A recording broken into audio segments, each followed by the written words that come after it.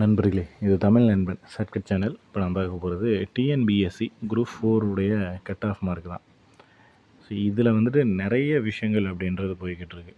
முதல்ல தேர்வு அப்படின்றது பார்த்திங்க அப்படின்னா கடினமாக இருந்ததா, நமக்கு வந்து ஈஸியாக இருந்ததா அப்படின்ற டிபேட் எடுத்து பார்த்திங்க அப்படின்னா, நம்மளுடைய பர்சனல் ஒப்பீனியன் அப்படின்றதையும் தாண்டி நிறைய பேரோட ஒப்பீனியன் அப்படின்றது தேர்வு கொஞ்சம் கஷ்டம்தான். யாருக்கும் அவ்வளோ ஈஸியாலாம் இல்லை. எந்த ஒரு யூடியூப் சேனலுமே சரி சரியான ஆன்சர் தான் கொடுக்குறாங்களா அப்படின்றது தெரியல. நீங்கள் ஒரு 5 சேனல்லேருந்து ஆன்சருக்கு வீடியோ பார்த்தீங்கன்னா 5 விதமான ஆன்சர்ஸ் அப்படின்றது இருக்கும். ஏன்னா அவங்களுக்கு ரேண்டமாக எல்லாருக்கும் தெரிஞ்ச ஒரு ஆன்சருக்கு அப்படின்றது ஒரு 170 80 அப்படிங்கிறது கரெக்டாக இருக்கும். மற்றபடி இருக்கிற ஆன்சர் கீஸ் வந்து நிறைய கொஷினுக்கு அப்புறம் பார்த்துட்டு சொல்கிறேன், அடுத்து செக் பண்ணிவிட்டு சொல்கிறோம், அதுக்கப்புறம் சொல்கிறோம் அப்படின்ற மாதிரி தான் புக்ஸை வந்து ரெஃபர் பண்ணி அது பண்ணி பெரிய பெரிய சேனல்ஸுமே சரி. ஸோ எங்கே இருக்குது அப்படிங்கிறத கண்டுபிடிக்கவே முடியல 2 நாளாக. அந்த ரேஞ்சில் வந்து போய்கிட்டு இருக்கு. தேர்வு அப்படிங்கிறது இந்த மாதிரி தான் இருந்துச்சு. எல்லோரும் சொல்கிற மாதிரி ரொம்ப ஈஸியாலாம் இல்லை. யார் அப்படி சொல்கிறாங்க அப்படின்னு பார்த்தீங்கன்னா, சும்மா ஜஸ்ட்டு வந்துட்டு ஒரு கரெக்டான ப்ராப்பரான வேலை தேர்வு எழுதினவங்க அப்படின்றது யாரும் கிடையாது. என்னென்னா ஏதோ ஒரு 2 மாதம் படித்தேன், 3 மாதம் படித்தேன் அப்படிங்கிற மாதிரி.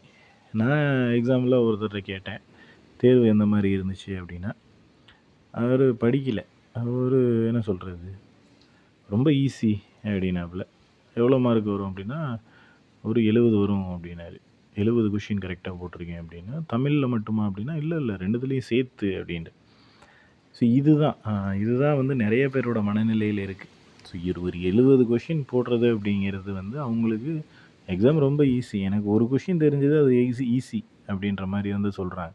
ஸோ அதனால் யாருக்கும் தேர்வு ஈஸி இல்லை. அதே போல் ஒரு சிலர் வந்து ஒரு சில கருத்துக்கள் வைக்கிறாங்க. ஒரு 150 160 அப்படிங்கிற மாதிரி. ஸோ இந்த கருத்துக்களை நான் ஏற்றுக்கணுமா அப்படின்னா, கண்டிப்பாக நீங்களும் ஏற்றுக்க வேணான்னு தான் நானும் சொல்லுவேன். நானும் வந்து ஏற்றுக்க முடியாது அப்படின்னு தான் நானும் சொல்லுவேன். என்ன காரணம் அப்படின்னா, 150 160லலாம் இங்கே யாரும் இல்லைங்க. அதுதான் உண்மை. ஏன்னா ரொம்ப ஹை ரேஞ்சிலலாம் யாரும் மார்க் வாங்கலை. அதை விட அக்யூரேட்டாக அவங்களுக்கு 150 தான் வரும் அப்படிங்கிறத எதை பேஸ் பண்ணி சொல்கிறாங்க அப்படிங்கிறது தெரியல. ஏன்னா ஆன்சர் கீ பார்த்துருப்போம். பட் அதில் நிறைய சேஞ்சஸ் அப்படின்றது இருக்குது. அதில் எது சரியான ஆன்சர் அப்படிங்கிறதுலேயே நிறைய குழப்பம் இருக்குது. ஸோ அப்படிங்கிறப்ப அந்த மார்க் ஒரு விஷயம் இருக்குது. அதை தாண்டி இன்னொரு விஷயம், அந்த 150 160 அப்படிங்கிறது நமக்கு தெரிஞ்சு ரொம்ப ரொம்ப ரொம்ப ரொம்ப அது ஒரு எட்டாக்கனி அப்படிங்கிற மாதிரி தான் இருக்குது. அதில் ஒரு 50 பேர் 100 பேர் எங்கேயாவது ஒருத்தர், டிஸ்ட்ரிக்கு ஒருத்தர் 2 பேர் அப்படின்ற மாதிரி வேணுன்னா இந்த 150 160 வாங்கியிருக்கலாமே தவிர, எனக்கு தெரிஞ்ச அப்படி இப்படின்னு நிறைய பேர்லாம் வந்து வாங்கியிருக்க வாய்ப்புகள் இல்லை. அதை தான் நான் சொல்லுவேன். நீங்கள் மினிமம் கட் ஆஃப் மார்க் அப்படின்னு எடுத்துக்கிட்டீங்க அப்படின்னா, இங்கே நம்ம கொடுத்துருக்கோம்ல, ஸோ இந்த ரேஞ்சில் நான் நேற்று 130 போட்டேன், இன்றைக்கி ஏன் 140 போட்டுறீங்க அப்படின்னா, அது வீடியோலேயும் சொல்லியிருப்போம். இந்த 140க்கு மேலே போக வாய்ப்புகள் இல்லை.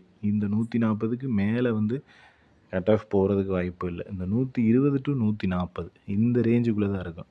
அந்த 140 அப்படிங்கிறதுமே வந்து ஜென்ரல் கேட்டகரி. 140க்கு மேலே அப்படிங்கிறது ஜென்ரலில் போயிடும். ஸோ எல்லாமே ரிசர்வேஷன் படி பார்த்தீங்க அப்படின்னா, அனைத்து பணியிடங்களுமே உங்களுக்கு இந்த 140க்கு கீழேயும் 120க்கு மேலேயும் தான் வரும். ஸோ அப்புறம் வந்துட்டு இந்த ஒரு சில நண்பர்கள் கேட்டிருந்தீங்க, இந்த கடந்த முறை வந்து எவ்வளோ கட் ஆஃப் வந்துச்சு அப்படின்ற தகவல். ஸோ அது எல்லாமே டிஎன்பிஎஸ்சி வெப்சைட்லேயே இருக்குது. ஸோ அதை எடுத்து செக் பண்ணிக்கிங்க. கடந்த முறை கட் ஆஃப் அப்படிங்கிறது மிக குறைவு தான். அதாவது தேர்வு ரொம்ப ஈஸி. 160 போட்டவங்களுக்கும் வேலை கிடச்சிது. ஒரு சில கேட்டகரியில் 130 போட்டவங்களுக்கும் வேலை கிடைச்சிருக்கு. ஸோ 130 கேள்விகள் சரியாக போட்ட ஒரு நபருக்கு போன முறை ஜாப் கிடச்சிது அப்படிங்கிற ஒரு பட்சத்தில் இந்த முறை தேர்வு எந்தளவு கடினம் அப்படிங்கிறது தெரியும். ஸோ அதனால் 120க்கும் கிடைக்கிறதுக்கான வாய்ப்புகள் இருக்குது. அது ஒரு சில கேட்டகரியில். அதையும் ஞாபகம் வச்சுங்க. ஏன்னா எல்லாருக்கும் அந்த 120 எடுத்த அனைவருக்குமே வேலை கிடைக்குமா அப்படின்னா, கண்டிப்பாக அது கிடைக்காது. அதுக்கு வாய்ப்பு இல்லை அப்படின்னு தான் நான் சொல்லுவேன். உங்களுக்கு வந்துட்டு ஒரு சில கேட்டகரியில் இருக்கிற 120 மார்க் எடுத்த நபர்களுக்கு வேலை ஷூராக கிடச்சிரும். 140 அந்த ரேஞ்சில் நான் தொட்டிருக்கேன். 30க்கு மேலே 35க்கு மேலே இருக்கேன் அப்படின்னா நீங்கள்லாம் வெயிட் பண்ணி பார்க்கலாம். தாராளமாக வந்து உங்களுக்கு கிடைக்கும். இல்லை நான் 140க்கு மேலே தான் எடுத்துட்டேன் அப்படின்னா நீங்கள் அடித்து சொல்கிறேன் ஜென்ரல் கேட்டகிரியிலே போயிடலாம். அதை தாண்டி உங்களுக்கு வந்து பெரிய சந்தேகம்லாம் தேவையில்லை. ஏன்னா இவ்வளோ பேர் வேக்கன்சி இன்னும் இன்க்ரீஸும் ஆகுங்க. வேக்கன்சி இப்போ டிஎன்பிஎஸ்சி எப்போதுமே மற்ற எந்த தேர்வுகளை விடவும் குரூப் 4ல் வேக்கண்ட் இன்க்ரீஸ் பண்ணியிருக்காங்க. ஏன்னா குரூப் 4 இப்போ அடுத்து குரூப் 2 வருது அப்படின்னா கண்டிப்பாக இதில் பாஸ் ஆகிறவங்க குரூப் 2 எழுதுவாங்க. நல்ல மார்க் வாங்கினவங்க குரூப் 2 எழுதுவாங்க. அதில் கிடச்சதுன்னா கண்டிப்பாக அங்கே தான் போவாங்க. அப்படின்ற பட்சத்தில் கண்டிப்பாக அடுத்தடுத்து நமக்கு வந்து தேர்வுகளும் வரும்.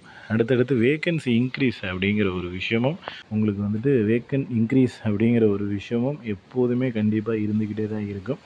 என்ன காரணத்தினால அப்படின்னு பார்த்தீங்கன்னா நமக்கு வந்துட்டு இப்போ குரூப் 4 எழுதுகிறவங்க கண்டிப்பாக அதில் மட்டுமே இருக்க போகிறது கிடையாது. 4ல் எழுதிட்டு அவங்க 2லேயும் போகலாம், குரூப் 1லேயும் போகலாம். எல்லாத்துக்குமே சேம் சிலபஸ் தான், ஆல்மோஸ்ட் சேம் தான். பெரிய வித்தியாசம் அப்படிங்கிறது ஒன்றும் இல்லை. அதனால் கண்டிப்பாக இந்த தேர்வுக்கு அடுத்த தேர்வுக்குன்னு படிக்க தான் போகிறாங்க. அதனால் வேக்கன்சியும் இன்க்ரீஸ் ஆகும். கட் ஆஃபும் நம்ம சொல்கிற இந்த கட் ஆஃப்குள்ளே தான் வரும். அதனால் இந்த மார்க் இந்த ரேஞ்சு இந்த கேட்டகரியில் எடுக்கிற நபர்களாக இருக்கீங்க நீங்கள் அப்படின்னா இந்த 120 to 140க்குள்ளே நான் வரேன் அப்படின்னா கண்டிப்பாக உங்களுக்கு எல்லாத்துக்கும் வேலை உறுதியாக கிடச்சிரும் அப்படின்ற நம்பிக்கையோடு இருங்க. அவங்க வந்து கட் ஆஃப் அனலைஸ் பண்ணிவிட்டு கட் ஆஃப் மார்க் எவ்வளோ வருது அப்படின்றது எல்லாமே கொடுத்து அதுக்கப்புறம் நமக்கு ரிசல்ட்டு பப்ளிஷ் பண்ணி மார்க்கு கொடுத்து ஃபைனல் ஆன்சருக்கு ரிசல்ட்டு இது எல்லாமே கொடுத்து கட் ஆஃப் கொடுத்தாங்க அப்படின்னா கண்டிப்பாக அது வந்து அப்போதைக்கு தான் நமக்கு வந்து அதனுடைய எஃபெக்ட் அப்படின்றது தெரியும். அதே போல் இந்த ஒரு சிலர் வந்து ரொம்ப கஷ்டம் அப்படின்றீங்க. கஷ்டம் அப்படிங்கிறது என்ன அப்படின்னா உங்களுக்கு கஷ்டம் அப்படின்னா எல்லாருக்குமே அது கஷ்டம்தான். நம்ம வந்து தேர்வு ரொம்ப ஈஸியாக இருந்துச்சுன்னா தான் வருத்தப்படணும். ஏன்னா நார்மலாக இப்போ சும்மா போய் தேர்வு எழுதுறவங்க கூட 150 எடுத்துகிட்டு வெயிட் பண்ணுவாங்க.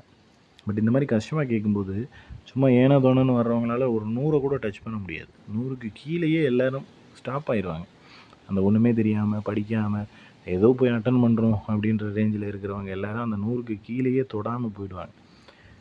கிட்டத்தட்ட எனக்கு தெரிஞ்சு 90% 100க்கு கீழே தான் இருப்பாங்க. 100க்கு மேலே அப்படிங்கிறது அந்த ஒரு 10% தான். கிட்டத்தட்ட ஒரு 13 லட்சம் பேர் தேர்வு எழுதியிருக்காங்க அப்படின்னா அந்த 13 லட்சத்தில் மினிமம் 1.5 லட்சம் பேர் தான் 100க்கு மேலேயே எடுத்திருப்பாங்க. ஸோ நம்ம சொல்கிற அந்த கட் ஆஃப் ரேஞ்சுக்குள்ளே வந்து அந்த 100 to 120க்குள்ளே மீதி எல்லாருமே அவுட் ஆயிடுவாங்க. ஸோ 120க்கு மேலே அந்த 140 அந்த ரேஞ்சு வந்து கண்டிப்பாக வேலை கிடைக்கக்கூடிய நபர்கள் தான் அந்த ரேஞ்சில் எடுக்க முடியும் அப்படின்றது நம்மளுடைய கருத்து கணிப்பு. அதனால் நீங்கள் தைரியமாக இருக்கலாம். இதில் வந்து எந்த குழப்பமும் பல்வேறு விதமான கருத்துக்கள் இருக்கும். ஸோ எல்லாத்தையும் போட்டு குழப்பிக்கிட்டுலாம் இருக்கணும் அப்படின்ற அவசியம் இல்லை. நமக்கு கிடைக்கும் அப்படின்னு விதி இருந்தால் கண்டிப்பாக அந்த ஜாப் நமக்கு தான் கிடைக்கும். அதை வந்து யாராலையும் மாற்ற முடியாது. யாரும் வந்து உங்களை இதை தடுக்கவே முடியாது. ஸோ அதனால் மார்க்கு வாங்கியாச்சு, தேர்வு எழுதியாச்சு. இதுக்கப்புறம் எந்த ஒரு மாற்றமும் அதில் செய்ய முடியாது. நீங்கள் கவலைப்படாமல் அடுத்தடுத்த நகர்வுகளுக்கு நகர ஆரம்பிச்சிருங்க. இதில் உங்களுக்கு வேறு ஏதாவது சந்தேகங்கள் இருந்துச்சு அப்படின்னா கீழே கமெண்ட் செக்ஷனில் கமெண்ட் பண்ணுங்கள். நெக்ஸ்ட் அடுத்த வீடியோவில் பார்க்கலாம். தேங்க்யூ.